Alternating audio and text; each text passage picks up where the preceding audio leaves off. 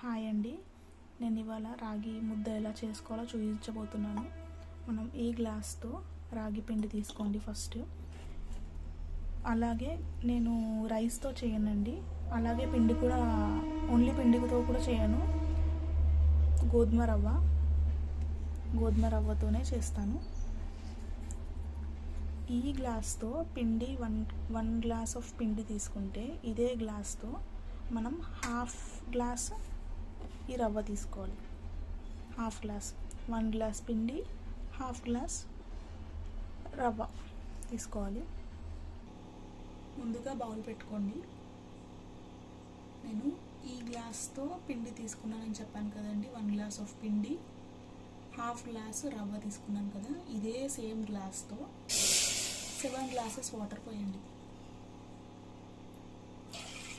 నేను ప్రస్తుతానికి 6 వేస్తున్నాను వాటర్. ఇంకా కావాలి అంటే మధ్యలో యాడ్ చేసుకుందాం అప్పుడు. ఇలా పోసిన తర్వాత మీ రుచికి తగ్గట్టు కొంచెం సాల్ట్ వేసుకొని, నేనైతే దొడ్డు రవ్వనే వాడతాను ఎందుకంటే ఇది లిక్విడ్ కాబట్టి తొందరగా కరిగిపోతుంది. మనం అలాంటి ఫ్రైలో అనుకోండి అప్పుడు లూజ్ సాల్ట్ యూజ్ చేయవచ్చు.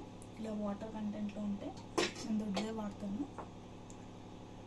ఇది వేసుకున్న తర్వాత మనం హాఫ్ గ్లాస్ ఆఫ్ రవ్వ తీసుకున్నాం కదండి, అది కూడా వేసేసుకోండి.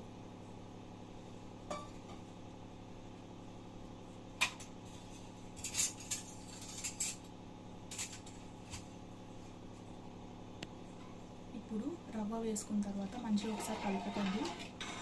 కలుపుకున్న తర్వాత రాగి పిండి వేసుకోవాలి.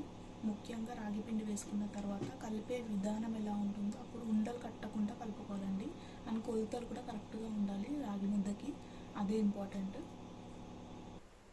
చూడండి, వాటర్ అన్నీ మరిగిపోయాయి, రవ్వ కూడా నీట్గా ఉడికిపోయింది. ఇలా ఇప్పుడు మనం ఈ స్టేజ్లో పిండి యాడ్ చేయాలి. ఇప్పుడు మనం రాగి పిండి యాడ్ చేద్దాము దీంట్లోకి. స్టవ్ని లో ఫ్లేమ్లో పెట్టుకోండి.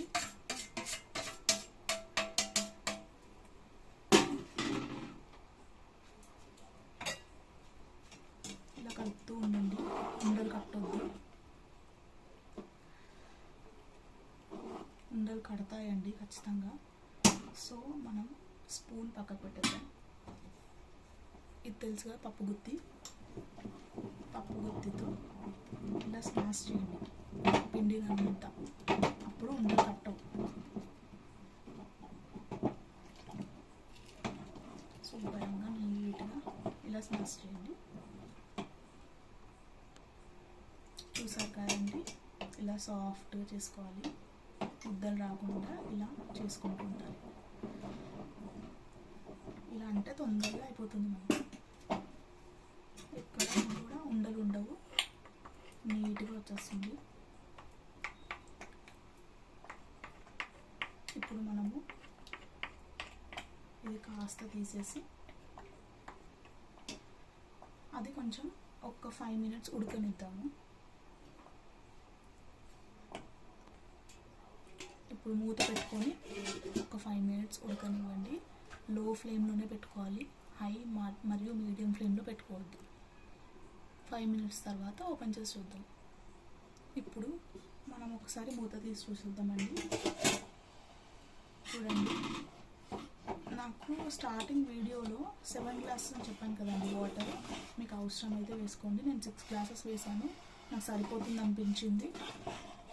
సో నేను ఇంకేం యాడ్ చేయట్లేదు. ఇంకొక 1 మినిట్ అలానే పెట్టేద్దాము. ఈ గ్యాప్లో ఒక గిన్నె తీసుకోండి. ఇలా దీంట్లో నెయ్యి వేసాను, 1 స్పూన్. మంచిగా పట్టించండి దీంట్లోకి. ఇప్పుడు అది ఉడికిన తర్వాత అది దగ్గరికి మంచిగా రావాలి. మంచి దగ్గరికి వచ్చిన తర్వాత ఈ గిన్నెలో మనం సర్వ్ చేసుకోవాలి. ఇలా పట్టించండి, నెయ్యి పట్టి పక్కకు పెట్టేసేయండి. ఇప్పుడు ఇది కంప్లీట్గా అయిపోయిందండి. స్టవ్ ఆఫ్ చేసేసుకుంటున్నాను. మనం ఆల్రెడీ నెయ్యి పట్టించి పెట్టాం కదా, ఆ గిన్నెలో ఇవి వేసుకోండి. మనం ఏదైతే ప్రిపేర్ చేసామో నీట్గా. ఇంకొంచెం వాటర్ ఉన్నా పర్వాలేదు, ఎందుకంటే రాగి పిండి ముందేసుకుంటుంది వాటర్ని అన్నిటినీ. కొంచెం వాటర్ అనిపించినా పర్లేదండి. మీకు ఎంత కావాలి అనుకుంటే అంత చేసుకోండి. హాఫ్ తింటారు అంటే హాఫ్ చేసుకోండి, ఫుల్ తింటారంటే ఫుల్ చేసుకోండి. నేనైతే ఇంత గ్యాప్ పెడుతున్నాను.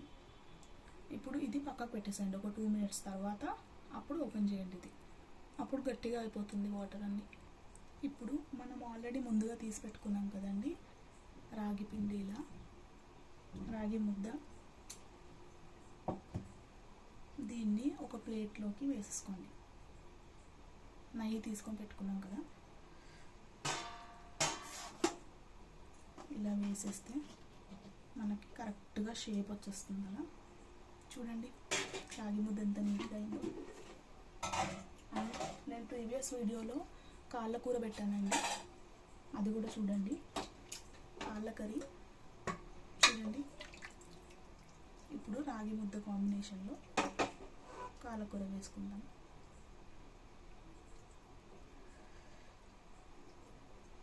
సూపర్ కాంబినేషన్ అండి ఇది.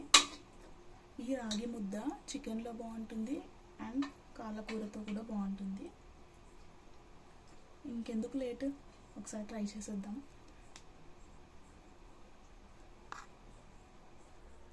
చూసారు కదండి కాళ్ళకూర మరియు రాగి ముద్ద ఎలా చేశాను.